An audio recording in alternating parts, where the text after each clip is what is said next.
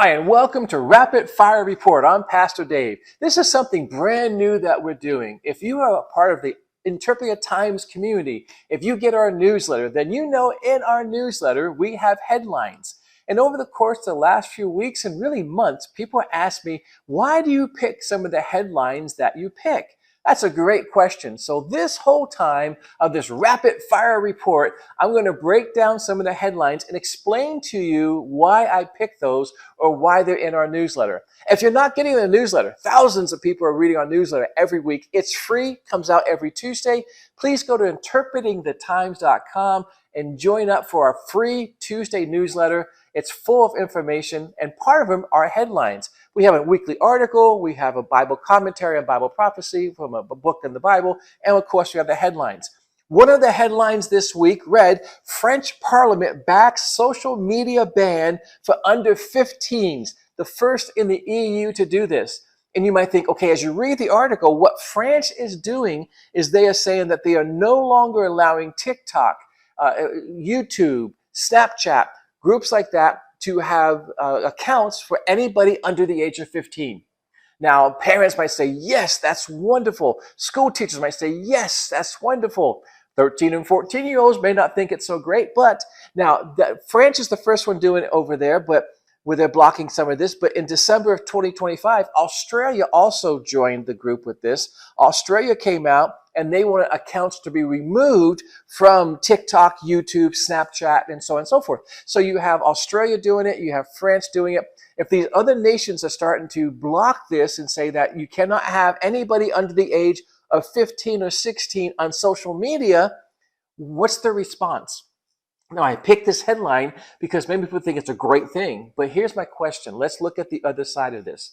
How do you know if an account is owned by someone under the age of 15?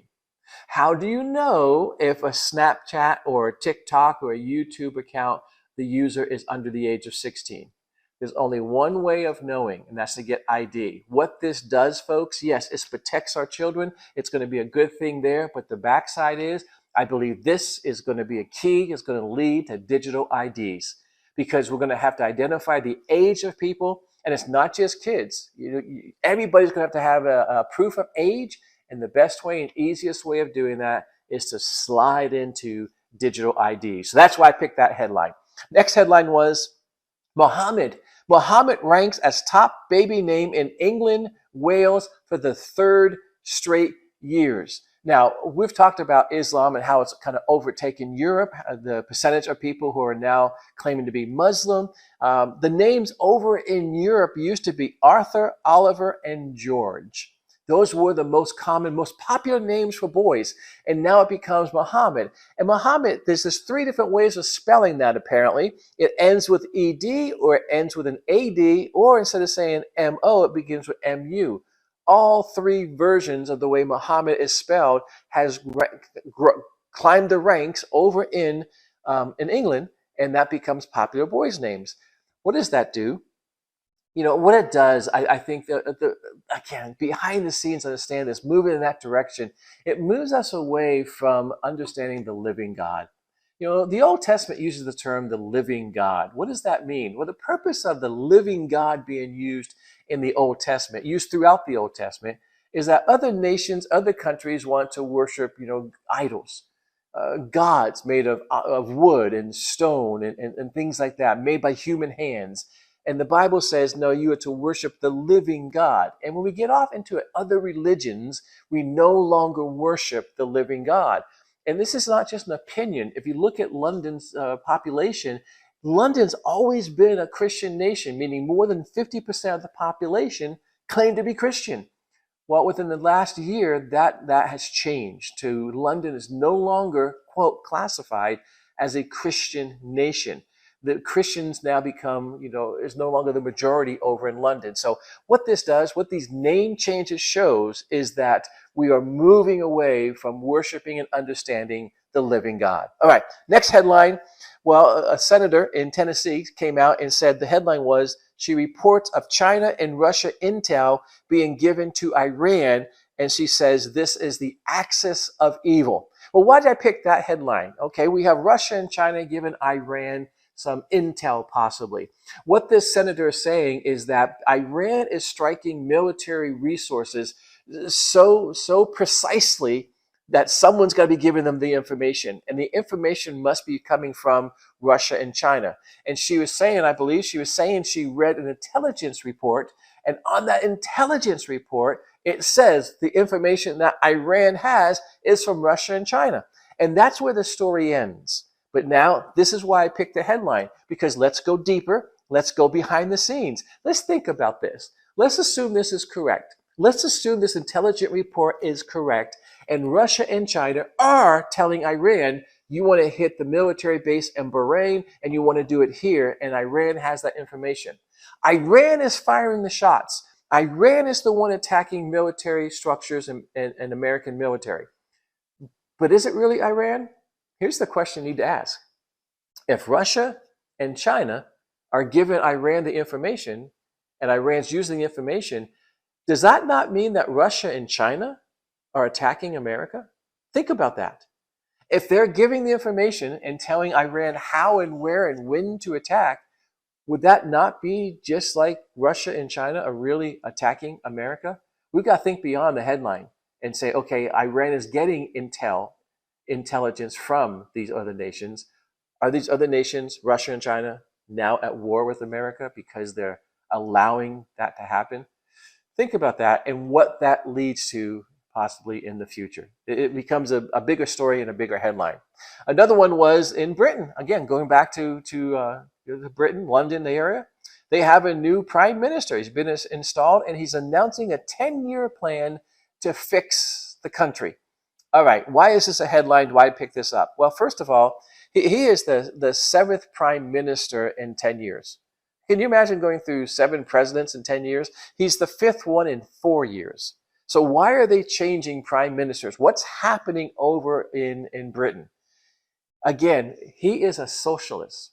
And when you get the socialist movement, I've done articles on this. Interpreting Times, we've done articles on this. In fact, we just did a hour-long YouTube on this with Stand Up for the Truth and Mary Danielson. If you look at that, we talked about socialism and what it does. But what this does, this cements Britain into socialism. Again, we have to understand what socialism is. Look at the history of it. You can look at the world history, and going back to Plato all the way for socialism. Go back to China, go back to Russia. You can look at the Bible. What happens when the Pharaoh controlled the world? Socialism. What happened in Babylon when Nebuchadnezzar controlled the world? Socialism. What happened in Rome when the Caesar controlled everything? He wanted to be worshipped as God. Socialism. What does socialism do? And it just says we now have a leader in London that's going to move everything. He's going to fix the nation. How is he going to fix it? By socialism. What does socialism do? Here's the question I want you to answer. Is socialism a system, or is it a worldview? It's a worldview. It's an ideology. That changes everything with that. All right, now, a few more headlines. And again, I want to keep this short, but I want to make sure we get some impact with this. New York City mayor. Oh, my goodness. The New York City mayor. Okay, he's saying that the Prime Minister of Israel, Benjamin Netanyahu, is a war criminal. And if he's a war criminal, he wants to arrest him when he comes to New York City for the General Assembly in the fall in New York City. Then he came out and said, I know I don't have the power to do that. I can't do that, but he released a video saying that Benjamin Netanyahu is a war criminal and I want to arrest him. Well, a lot of people may hear that and go, well, amen. Yes, he is. Why? Because what the mayor is saying in New York City is that basically, quoting, Benjamin Netanyahu is responsible for killing more than 73,000 people and maiming tens of thousands of children. I've heard this about Gaza for quite a while. And last August, I was actually able to go to Israel and spend some time with the IDF and actually went down and patrolled the outside of Gaza. I met with people. I got to see what's going on in Gaza. I was there firsthand. Do you realize when Hamas attacked Israel that Saturday morning in October, one of the things they took out was the power plant that brought power to Gaza. I don't know if they meant to do that or not, but basically the 2 million people living in Gaza would not have had power if Israel had not gone in and repaired the power station. Not only did Israel go in and repair the power station, they allowed power then to go to 2 million people absolutely free. And yet we're saying that Israel is trying to kill people.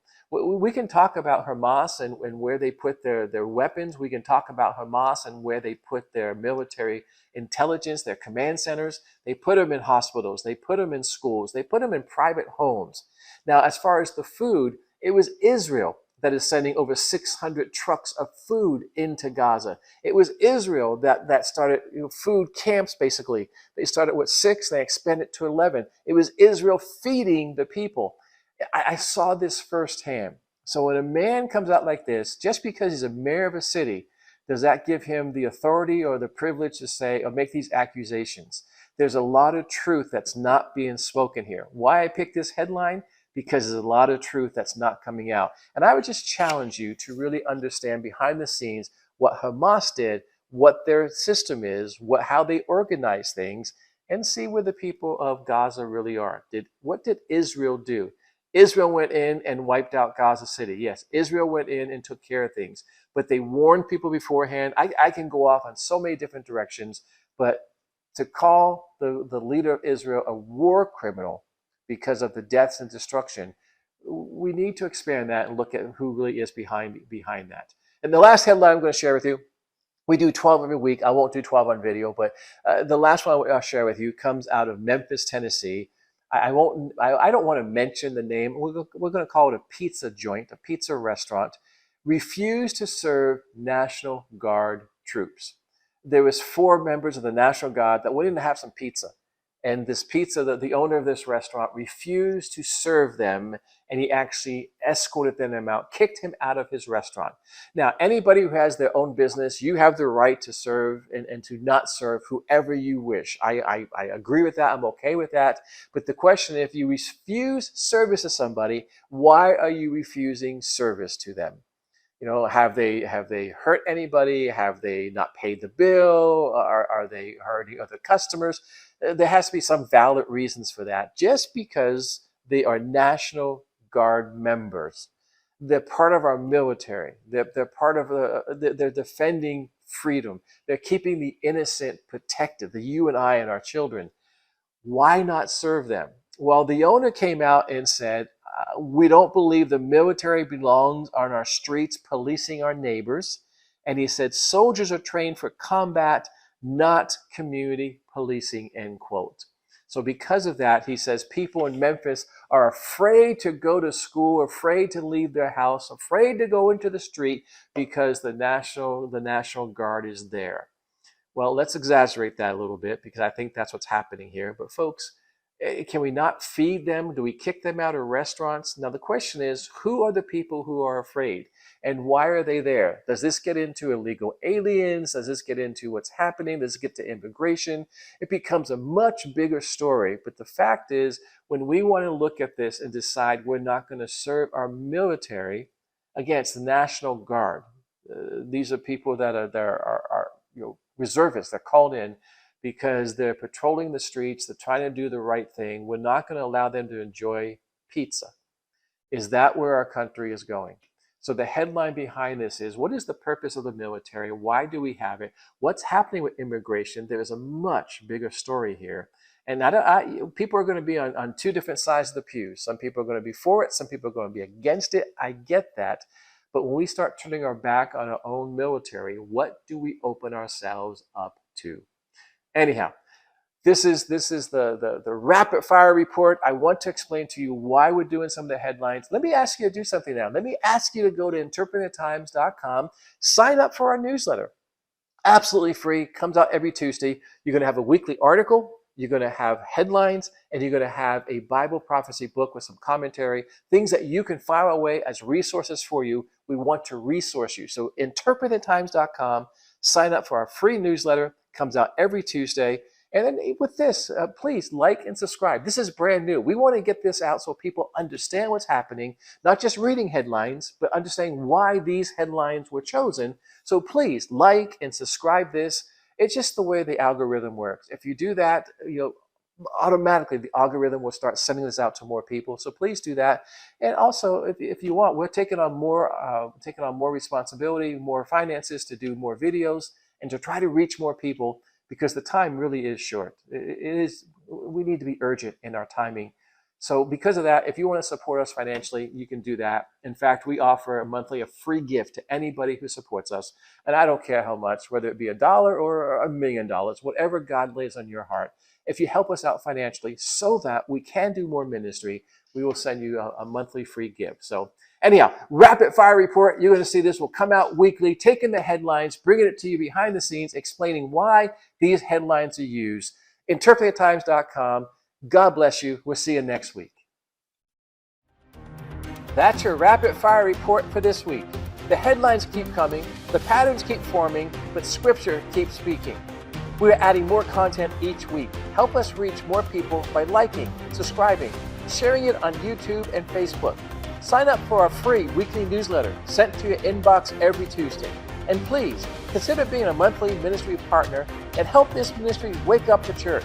Supporting us is vital and easy by going to interpretingthetimes.com.